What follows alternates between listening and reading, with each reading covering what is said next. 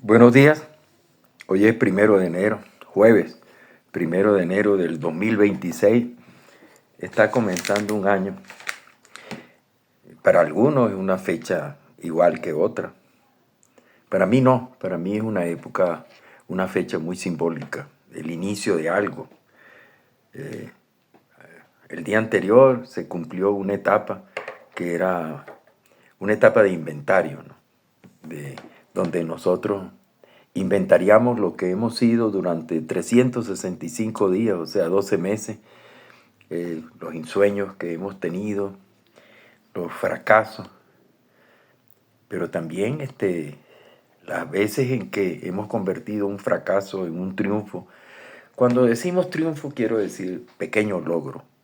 Siempre nosotros tenemos pequeños logros que le dan importancia a nuestra vida y la lleven a un plano, a otro plano, a un plano que nosotros podemos llamar extraordinario. Es decir, tenemos muchos días ordinarios entre esos 365 días que hemos pasado, pero hay varios días que son extraordinarios.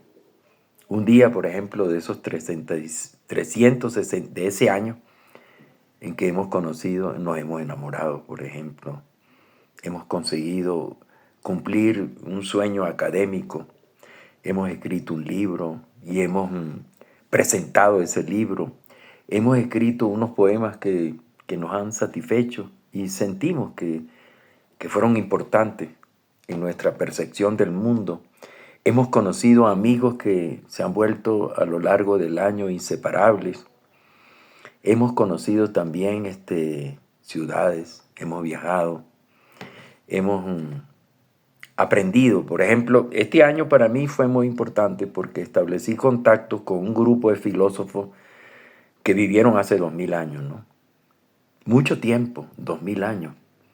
Y esos filósofos ahora son parte, diríamos, son mis amigos ordinarios de este año, ¿no? Y que este día que comienza hoy, 1 de enero, los cargo en mi maleta, ¿no? Estoy grabando desde una ciudad cercana a donde yo vivo, una ciudad llamada Cuenca, que es una ciudad maravillosa, bellísima, muy diferente a la ciudad donde yo vivo, Puerto Viejo. Y estoy además en una etapa cerrando el ciclo de mi vida, que es la de, diríamos, clausurar mis episodios vitales en Ecuador y preparando las maletas para regresar a Venezuela en una situación de extraordinaria incertidumbre que, entre paréntesis, no me aterra, ¿no? Y como tengo 84 años, lo veo más bien como una aventura. Yo creo que la vida en cierta manera es actitud. Yo tengo una actitud importante que no corresponde a la de una persona de 84 años. Yo he visto a mucha gente de 80 años vencidos, agobiados, cansados. En este caso, en mi caso, y yo agradezco a Dios tener ese privilegio, soy una persona que tiene programas, planes. Desde ayer ya estoy, diríamos, organizando mi trama de actividades a partir del 3 de enero, del 3 de febrero en Venezuela, a lo largo de todo el país. Y bueno, he estado muy sensible con respecto a los cambios que se están produciendo en Venezuela y siempre lleno de esperanza con que cuando yo llegue a Venezuela el 2 de febrero las cosas sean un poquito, por lo menos un poquito diferentes, no totalmente diferentes, porque esa transformación que va a recibir, ese renacimiento del país, yo voy a ser uno de los protagonistas, pues. Pero no es porque yo sea especial, no confundan. Yo pienso que cada uno de ustedes es una herramienta del cambio, de la transformación, del oficio que ustedes tienen, una transformación de sí mismos y una transformación del lugar donde ustedes viven.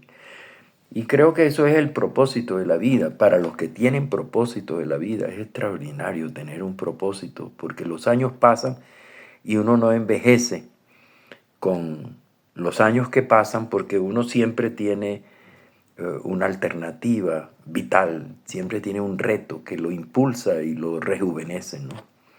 Y en realidad no es que uno busca rejuvenecer, porque para eso existen cremas, para eso existen operaciones, intervenciones de cirugía estética. No, no, no, no, eso no es lo mío. Lo mío es un renacimiento del sueño, de la idea, de la esperanza, del cambio. Y yo regreso a un país que en cierta manera tiene que reconstruirse a sí mismo en casi todos los aspectos de la vida cotidiana, de la salud, de la educación, sobre todo de la educación, que es mi área. Yo he sido durante toda mi vida, desde que yo tenía 30 años, yo he sido profesor universitario o estudiante siempre. Yo todos los días estudio, como un deportista que tiene que entrenar todos los días. Y entonces yo he sido un entrenador de la disciplina, del hábito, del estudio. Y por supuesto, debería ser más sabio de lo que actualmente soy, si es que algo tengo de sabio, porque he hecho un gran esfuerzo.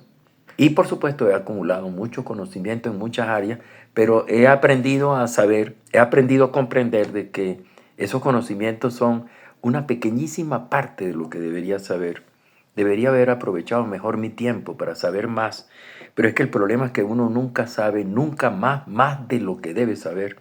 Uno nunca es completamente experto de lo que sabe. Y uno siempre tiene lugares, diríamos, debilidades. Uno siempre tiene, diríamos, ignorancia. Me acuerdo mucho de Nicolás de Cusa, un filósofo, que decía que hay dos tipos de ignorancia, ¿no?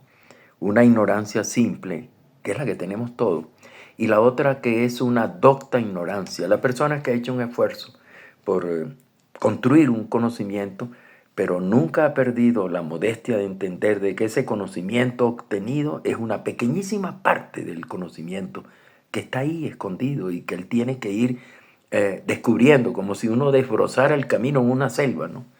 Porque en cierta manera uno está perdido en un mundo de incertidumbre, perdido en una selva oscura, como decía Dante Alighieri, que comienza perduto.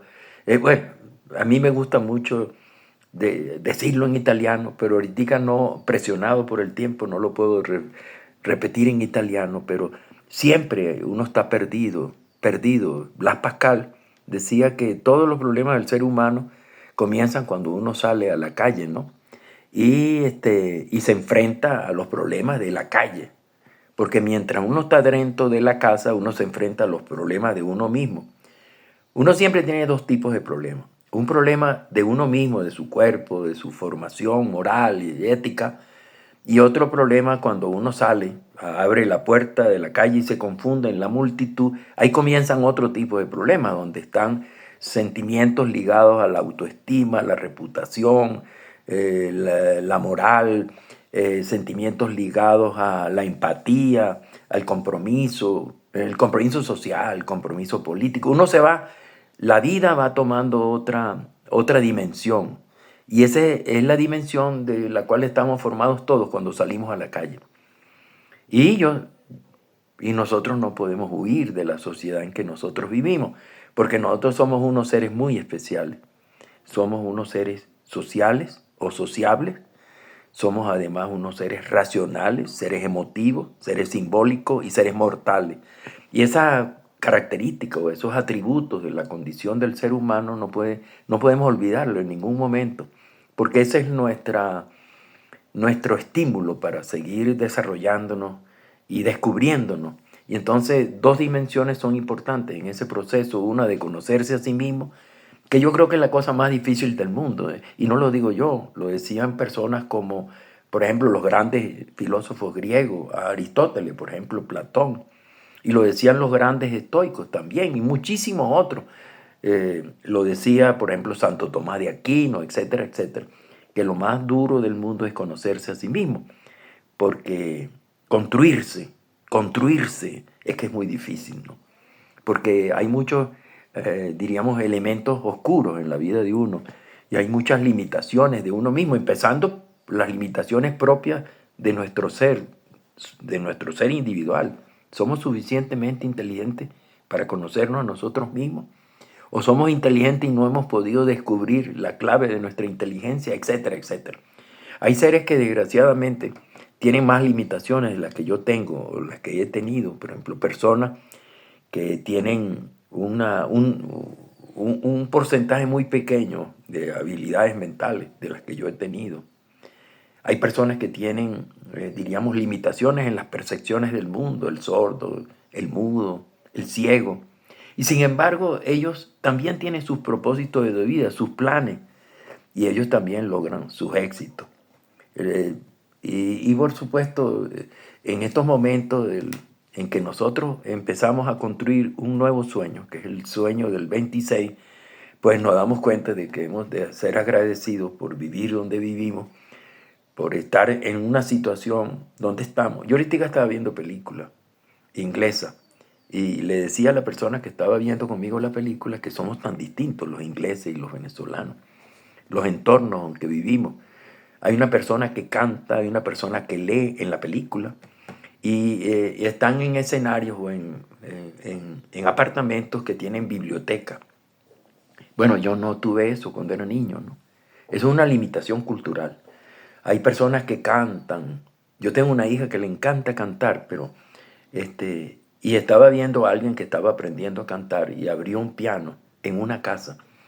Bueno, yo nunca tuve ni piano, ni cuatro, ni nada, ¿no? Y sin embargo, a pesar de las dificultades, logramos superar esas dificultades porque esos padres que no llevaron ni libros ni piano a la casa, nos, los impulsaron a hacer.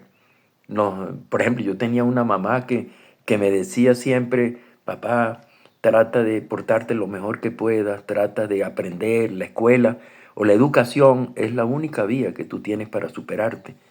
Y yo creo que esa madre fue muy asertiva y me enseñó a que yo no tenía un apellido, diríamos, importante, yo no tenía una familia con fortuna, con economía, que le abren las puertas a cualquiera. Yo no tenía un hogar muy opulento, pero yo tenía un hogar decente y tenía una madre que me decía, hijo, no, nunca pierdas la perspectiva. La única forma de que tú puedes llegar a ser lo que tú sueñas ser es a través de la educación, a través de tu esfuerzo, a través de tu disciplina, de buenos hábitos. Y eso no lo perdí. Y eso yo creo que es lo que me ha impulsado, ¿no? Porque que me ha impulsado a hacer lo poco que yo he logrado hacer, ¿no? Que no es mucho, en realidad. No estamos en una carrera por ser, no estamos en una carrera porque ser el mejor de. No, estamos en una carrera por ser alguien que aprenda a contemplar la naturaleza y a buscar escenarios para servir al otro. Yo creo que eso es lo que uno llama ordinariamente felicidad, la manera de servir al otro, de hacer reír al otro, diríamos, de compartir experiencias positivas con el otro e impulsarlo, sobre todo impulsar a los más desvalidos. Eso es la misión de un profesor, sobre todo profesores universitarios, que tienen conciencia de que ellos son un intermediario para que los demás sean, sobre todo para que demás sean, para que sean los demás que tienen enormes limitaciones. Admiro mucho a los profesores que son profesores de niños con discapacidades y yo siempre pienso que es una manera de servir y es una manera de ser feliz. Bueno, pero lo que yo quería decirle esta vez es que cada uno de nosotros, tú, yo, el que oye, el que seguramente yo estoy en un apartamento que no es mío, en una ciudad donde yo habitualmente no vivo, el que me abrió esa puerta también tiene un sueño. Y entonces el niño que uno ve en el supermercado, ayer por ejemplo me conseguí un niño, ¿no? El niño iba en un carrito, más o menos tendría como 9 años, y cargaba un libro que yo había leído. El libro era sobre los misterios o las cosas de la naturaleza, ¿no? Que yo leí ese libro y me di cuenta de la hermosura de ese libro. Es un libro escrito por expertos, pero que se hacen preguntas que ordinariamente nosotros no podemos resolver. Y se hacen muchas preguntas. ¿Por qué un ave vuela? ¿O por qué los murciélagos, que son ciegos, pueden orientarse en la oscuridad de las cavernas? Cómo se pasó, diríamos, cómo algunas personas desarrollan conceptos Preguntas que ordinariamente uno se hace, las preguntas incluso por qué, de dónde vienen los rayos, qué es el arco iris, para qué sirve un arco iris, etc. Preguntas en todos los ámbitos. Y yo ese libro lo leí y yo recuerdo que yo tengo un amiguito, el hijo único de un matrimonio que yo quiero mucho, que es muy inteligente y con lo cual él, cada vez que yo visito a sus padres, termino hablando con ese niño, porque ese niño aprecia mucho hablar conmigo porque él me ve como un viejo sabio, ¿no? Y entonces, pero él me hace preguntas que yo muchas veces no le puedo responder. Entonces, ese libro se lo regalé yo al niño, diciéndole, yo hay preguntas que no te puedo responder, pero te lo responde ese libro. Bueno, ese libro, yo estoy en Cuenca, estamos comprando las cosas para elaborar la cena de Navidad con una amiga y entonces estamos en Cuenca con una sobrina, estoy en Cuenca y, y entonces todos están y él va en un carrito y cargaba el libro en las manos y yo lo reconocí el libro y él le dijo cómpramelo a la mamá y la dije no tenemos plata y yo le di oportunidad para que lo comprara, para que la mamá le dijera sí, pero no le decía que sí. Y el papá asistía un poco callado también a la escena que se estaba produciendo al lado del cajero o de la cajera de uno de los grandes almacenes de la ciudad, de los grandes supermercados. Y entonces yo dije, ¿me meto o no me meto? Bueno, lo cierto es que me metí. Y le dije a la señora, mire señora, generalmente los niños nos hacen preguntas que nosotros los adultos no podemos responder. Ese libro responde en muchas de esas preguntas de las cuales nosotros somos incapaces de darle una respuesta convincente y científica o una valedera que se acerque más a la verdad. Y ella me dijo, sí, el niño. Pero es que el niño insistía, cómpramelo. Yo le dije, mire, disculpa, yo le voy a hacer una propuesta. Yo le pago la mitad del libro y usted le pone la otra mitad y le regalamos a ese niño. A ese niño le regalamos un libro. Bueno, ella dijo, no, muchas gracias, se lo agradezco mucho. Y yo dije, no, ya no me sigo metiendo. Y bueno, pagamos nuestra mercancía, salimos del cajero y estábamos afuera esperando un taxi. Cuando llegó el niño con el libro en las manos, ya fuera del supermercado, y me dijo, me lo compraron. ¿Cómo se llama usted y cuál es su teléfono? Yo quiero anotarlo. No sé si alguna vez me va a llamar y en realidad lo que importa no es la llamada. Lo que importa es que ese niño ya tiene un recuerdo de que cuando él era niño, ese niño puede ser un científico, por ejemplo, importante para el Ecuador.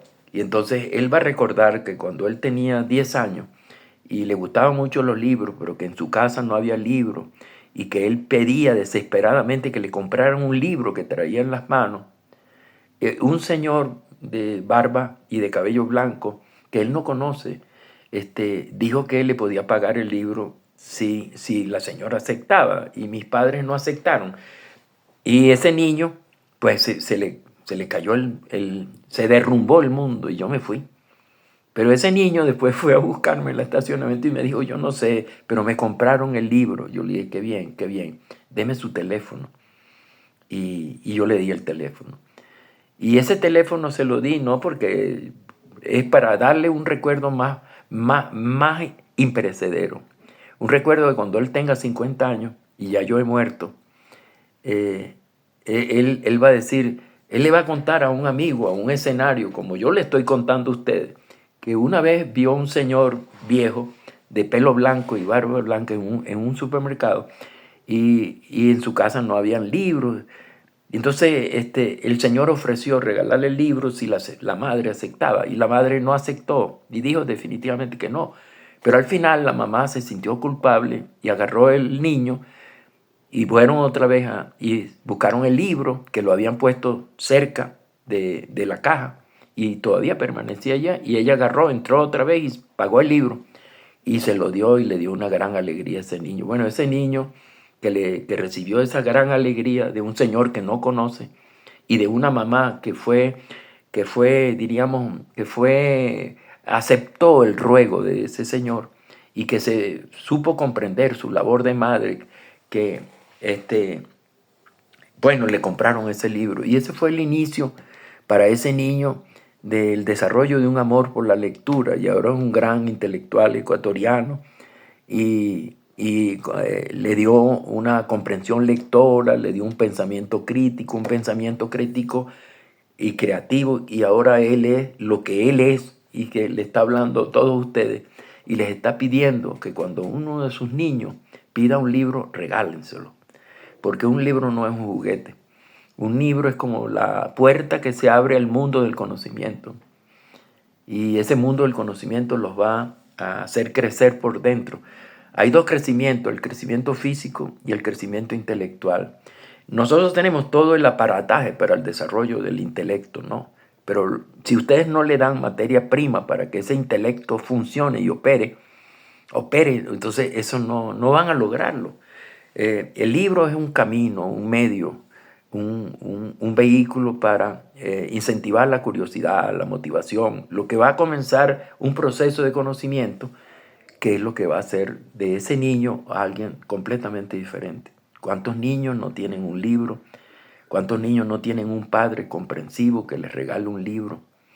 ¿Y cuántos niños, bueno, están por la vida sin un propósito especial de vida, sin un propósito que los haga buscar la felicidad y hacerles comprender que la felicidad es servir al otro, y uno sirve al otro a través de las buenas acciones y de enseñarlos a hacer cosas buenas? Uno es incitarlos a una buena lectura, porque el libro y la lectura es un camino para ampliar el vocabulario. El libro y la lectura es un camino para ampliar la capacidad imaginativa del individuo.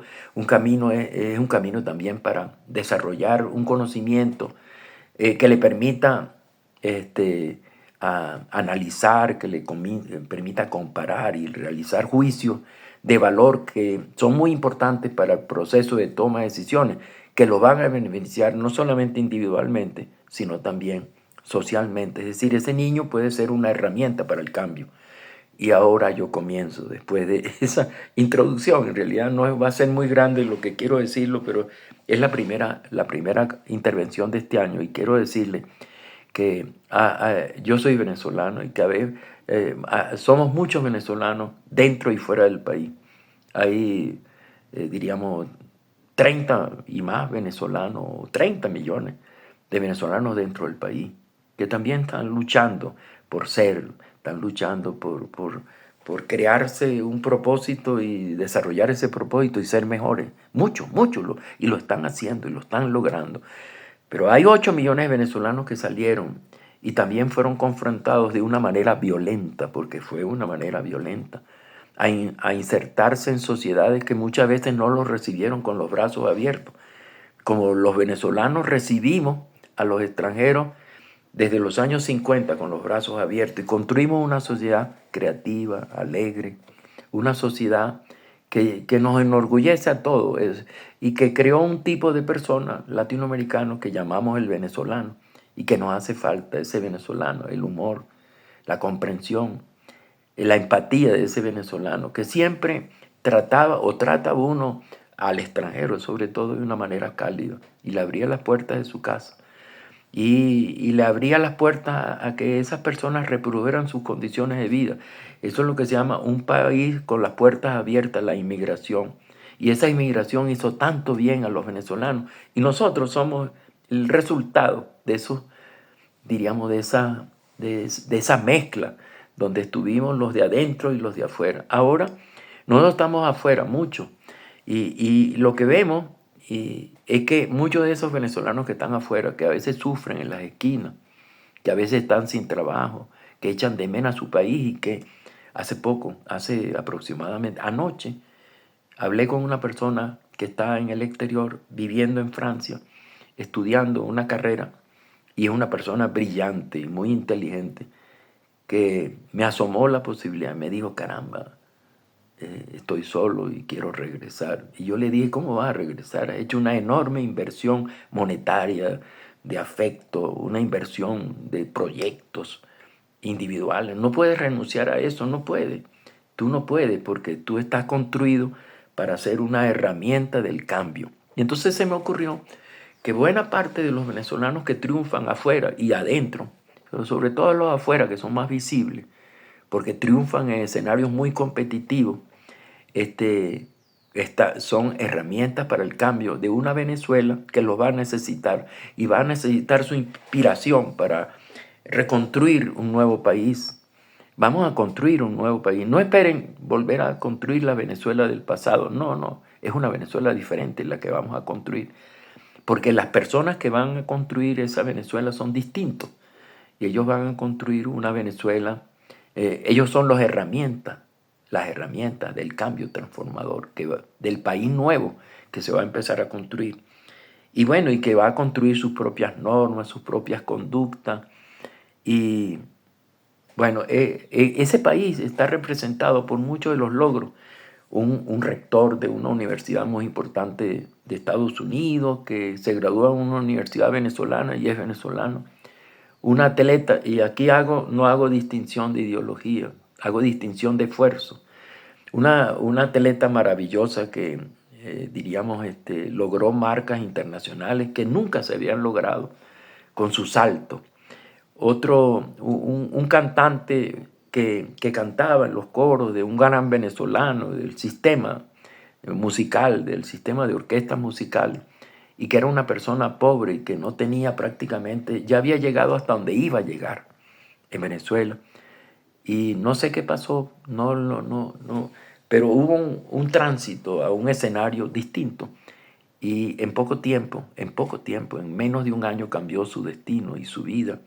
Y se convirtió en uno de los más grandes, diríamos, cantantes líricos de los escenarios europeos.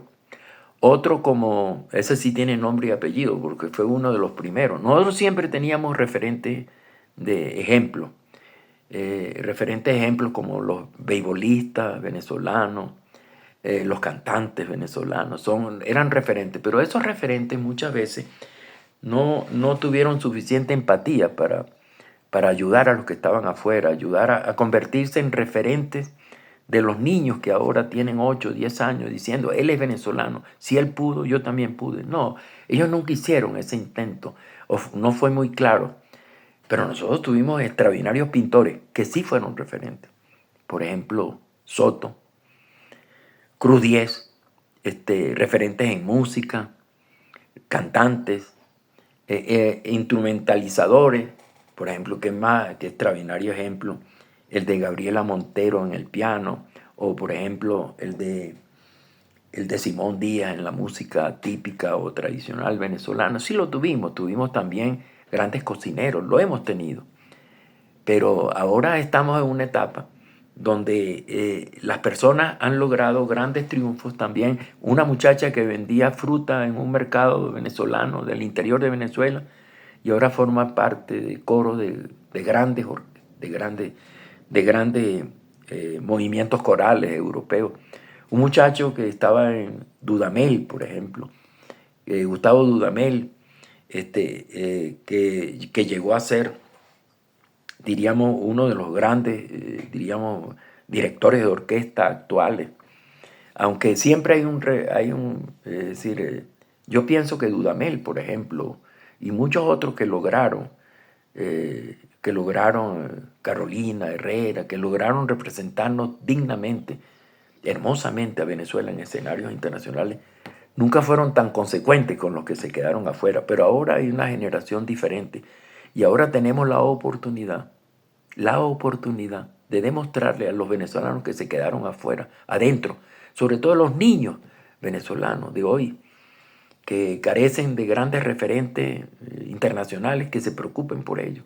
Ahora tenemos la posibilidad de voltear a mirar a Venezuela en una Venezuela en proceso de reconstrucción, en el renacimiento de una Venezuela que merece, diríamos, un cambio hermoso, donde estemos todos y donde todos podamos progresar, sin distinciones ideológicas, pero una Venezuela que no debería olvidar todo lo que fueron las crueldades de los que la han dirigido, pero una Venezuela donde deberíamos ser mucho más, diríamos, tolerantes con los que participaron de manera indirecta con ese cambio, es decir, los que fueron, y que ahora tienen la posibilidad de no serlo, ¿no? Bueno, eso es lo que yo pienso. Y Y bueno, yo pienso que ustedes y yo, todos ustedes, son instrumentos del cambio, son herramientas para el cambio y para la construcción de una nación que comienza a desarrollarse en estos días. Y bueno, no miremos no miremos al lado, sino miremos de frente a ese país que está comenzando. Ese es, diríamos, mi más grande deseo de esa Venezuela que hoy comienza, hoy 1 de enero del año 2026. Y este no es solamente un discurso, este es diríamos, la introducción para decir que yo también voy camino a Venezuela, como muchos otros que entienden de que su compromiso ahora debe estar cumpliendo ahora en Venezuela, porque tenemos una nación que está, eh, una nación que debe empezar con los que están adentro, debe empezar a reconstruir la educación, la salud, la vialidad, la moral pública, los servicios. Es una Venezuela que ha sufrido mucho y que ahora tenemos nosotros el deber de ayudar diríamos, a, a cicatrizar las heridas y a renovar esa piel de ese país que se llama Venezuela para hacerlo mucho mejor de lo que es, porque Venezuela es un país tan extraordinario que merece el esfuerzo de todos nosotros. Nos vemos entonces, seguimos con Cartas de Cartay y este es un programa que yo consideré que era necesario para mí mismo, no tanto para ustedes, sino para mí, renovar el compromiso con el país que emerge. Dios lo bendiga y próspero año, próspero feliz año nuevo y que entiendan que la disciplina, el trabajo, el compromiso, son pilares fundamentales para la construcción de esa nación y para construirnos a nosotros mismos, porque nos vamos a reconstruir nosotros y vamos con esa reconstrucción, vamos a reconstruir nuestra región, nuestro estado, nuestro país y las actividades que nosotros desarrollamos. Nos vemos entonces y feliz Navidad para todos.